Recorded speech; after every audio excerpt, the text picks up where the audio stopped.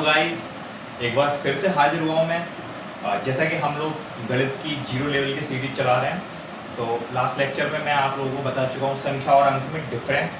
इसके अलावा मैंने आप लोगों को बताया था राष्ट्रीय संख्यांक प्रणाली और अंतर्राष्ट्रीय संख्यांक प्रणाली। मैं यहाँ जो कुछ भी बता रहा हूँ वो कहीं ना कहीं नेक्स्ट टॉपिक से कनेक्टेड रहेगा, रिलेटेड रहेगा। जैसा कि मैंने आपसे कहा था, हम लोग जीरो लेवल से पढ़ रहे हैं, तो मैं हर एक टॉपिक को कवर करते हुए चल रहा हूँ। यहाँ पे जो उसके साथ पढ़िए, सारी चीज़ें क्लियर करूँगा, हर एक टॉपिक के बारे में बताता रहूँगा। तो लास्ट लेक्चर में मैंने आपको एक टॉपिक लिखा था हम लोगों ने, वास्तविक मान, फेस वैल्यू और स्थायी मान यानी कि प्लेस वैल्यू। तो मैं एग्जाम्पल के थ्रू आप लोगों को ये चीज़ क्लियर करता हूँ कि what is face value and what is place value, और इन दोनों के बीच में डिफरेंस क्या होता है। तो जैसे कि जब मेरे स्कूल में एडमिशन हुआ, या हम में से किसी का स्कूल, जब हम लोग स्कूल में जाते हैं तो हम लोगों को रोल नंबर दिया जाता है, जिसे हिंदी में कहते हैं अनुक्रमांक। तो जब मेरे क्लास टीचर मेरी अटेंडेंस लगाया करते थे, उपस्थिति, तो वो कहा करते थे, मेरा रोल नंबर 7 था, तो वो कहा करते थे रोल नंबर 7, तो मैं बोलता था प्रेजेंट सर। तो मेरा जो प्लेस वैल्यू, जो मेरा फेस वैल्यू था वो 7 यानी कि मेरा रोल नंबर था। मतलब मेरी पहचान, मेरा फेस वैल्यू 7 रोल नंबर था।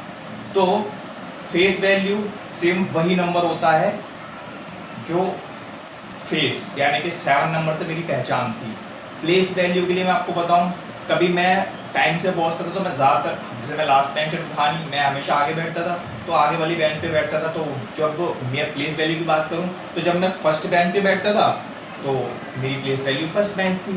कभी अगर मैं लेट हो गया तो मेरी जो प्लेस वैल्यू हुआ करती थी वो शिफ्ट हो गई, मैं थर्ड बेंच पे पहुंच गया। अब मेरी प्लेस वैल्यू क्या है? Third bench. कभी मैं और ज़्यादा लेट हो गया तो मैं फिफ्थ बेंच पे पहुंच गया। तो ये डिफरेंस है, सिर्फ माइनर सा ये डिफरेंस है कि मेरी प्लेस वैल्यू मेरे बैठने के सिटिंग जहाँ मैं बैठता था उससे डिसाइड हुआ करती थी, और जो मेरी फेस वैल्यू थी वो मेरा रोल नंबर 7 था। आई होप आपको समझ में आ गया होगा। अब मैं इसको मैथमेटिकली समझाता हूँ कि हम एक एग्जाम्पल लेते हैं, 7 4 3 2 1 5, एनी नंबर आपको जो चाहे वो ले सकते हैं। एग्जाम्पल के लिए मैं ले रहा हूँ 7 4 3 2 1 5। अब अगर मैं इसमें कहूँ कि इसमें 2 का जो फेस वैल्यू है वो क्या है, तो इट्स ओन, यानी 2 का फेस वैल्यू ऑलवेज भी 2। इसका फेस वैल्यू हमेशा 2 रहेगा। बच्चों वाला टॉपिक है, फ्री का नंबर है, कॉम्पिटिटिव एग्जाम में हमेशा प्लेस वैल्यू फेस वैल्यू से क्वेश्चन बनता रहा है। इतना इजी है, ऐसा लगेगा कि इतना कुछ। और एक चीज, 2 का इसमें फेस वैल्यू 2 है, इसके कई सारे नाम भी हैं, जितने इसके सिनोनिम्स हैं।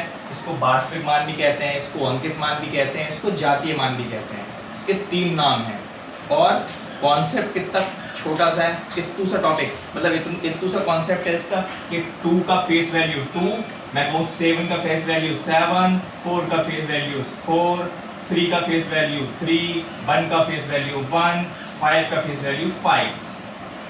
प्लेस का इस पे कोई फर्क नहीं पड़ता। 1 यहाँ रखा है तो भी इसका फेस वैल्यू 1 है।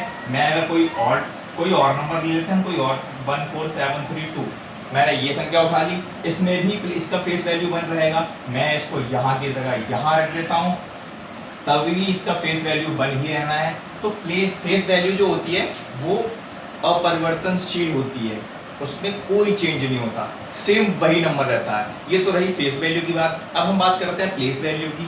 प्लेस वैल्यू में थोड़ा सा कॉन्सेप्ट अलग है। जैसे मैंने आपको बताया स्थान, जब मैंने आपको बताया राष्ट्रीय संख्यांक प्रणाली, नेशनल न्यूमरल सिस्टम, जिसमें मैंने बताया आपको पढ़ना किस तरीके से हम संख्याओं को पढ़ते हैं। ये लिखा हुआ है 7 4 3 2 5 7 3, जो चाहे आप ले सकते हैं। इससे हम कैसे पढ़ेंगे? इकाई, दहाई, सैकड़ा, हजार, 10,000, लाख, 10 लाख। अब मैं इसमें कहता हूँ कि इसमें 3 का प्लेस वैल्यू क्या होगा? 3 का प्लेस वैल्यू कैसे हम काउंट करेंगे? इकाई, दहाई, सैकड़ा, हजार, 10,000, यानी कि 3 में मैं 10,000 का मल्टीप्लिकेशन करा दूं, मैं इसको 10,000 से मल्टीप्लाई कराऊंगा, तो इसका जो प्लेस वैल्यू आएगा वो आएगा 13,000। ठीक है, 3 और 10,000 का जो प्रोडक्ट आएगा, दिस इज 30,000। तो ये इसका प्लेस वैल्यू हो गया, यानी 3 का प्लेस वैल्यू हो गया 3 इंटू 10,000 यानी कि 13,000। क्लियर? अगर इस वाले 3 का प्लेस वैल्यू पूछूं तो ये 3 इंटू 1 यानी कि 3। अगर मैं कोई और एग्जांपल लेता हूं, मैं यहां 3 का प्लेस वैल्यू पूछूं तो दैट इज 3 इंटू 1000 यानी कि 3000। यानी कि नंबर का प्लेस डिसाइड करता है उसका प्लेस वैल्यू, और नंबर कहीं भी हो उसकी फेस वैल्यू सेम वही नंबर रहता है। बस इतना सा कॉन्सेप्ट है, ये चीज दिमाग में रख लें। एक नंबर फ्री का मिलता है आपको, हमेशा कॉम्पिटिटिव एग्जाम में आता रहा है, बहुत ही माइनर सा टॉपिक है। आई होप आपको समझ में आ गया होगा कि किसी भी नंबर का फेस वैल्यू सेम वही नंबर रहता है, और किसी भी नंबर का प्लेस वैल्यू वो उसका प्लेस डिसाइड करता है। तो ये जो होता है वास्तविक जो मान होता है वो हमेशा अपरिवर्तनशील होता है, यानी कि इसमें कोई चेंज नहीं होता। क्लियर? और जो स्थानीय मान होता है ऑलवेज भी चेंजेबल या फिर परिवर्तनशील होता है, क्योंकि कभी 3 यहाँ लाई कर रहा है, कभी 3 यहाँ लाई कर रहा है। किसी और एग्जांपल लेते हैं तो शायद यहाँ लाई कर रहा है। तो प्लेस वैल्यू में हमेशा नंबर का जो प्लेस है वो चेंज होता रहता है। फेस वैल्यू में ऐसा कुछ नहीं है, फेस वैल्यू में जहाँ नंबर रखा होगा वो नंबर सेम उसका वही होता है। आई होप आपको समझ में आ गया होगा। नेक्स्ट लेक्चर में मैं नेक्स्ट टॉपिक को डिस्कस करूंगा, और डरिए बिल्कुल मत, हर टॉपिक को हम बिल्कुल ऐसे हवा में उड़ाएंगे, हवा में। मैं आ गया हूँ, बिल्कुल डरने की जरूरत नहीं है। मैथ का डर दिमाग से निकालने का ही संकल्प लेके मैं आया हूँ, और अभी तक मैंने कहा आपको 0 लेवल से लेके हाई लेवल तक ले जाना है। मेरे साथ बने रहिए, कॉन्सेंट्रेशन के साथ चीज़ों को समझते रहिए। मैं आपके दिमाग में मैथ को ज़बरदस्ती ठोक दूंगा, ज़बरदस्ती उसमें ऐसा मतलब ऐसे समझें आप कि मैथ से आपको प्यार हो जाएगा। मैथ से ज़्यादा इजी सब्जेक्ट आपको कुछ नहीं लगेगा। इतना सिंपल तरीके से समझाने की कोशिश करूँगा हर टॉपिक को। आज के लिए इतना ही। थैंक यू सो मच, मिलते हैं नेक्स्ट लेक्चर में।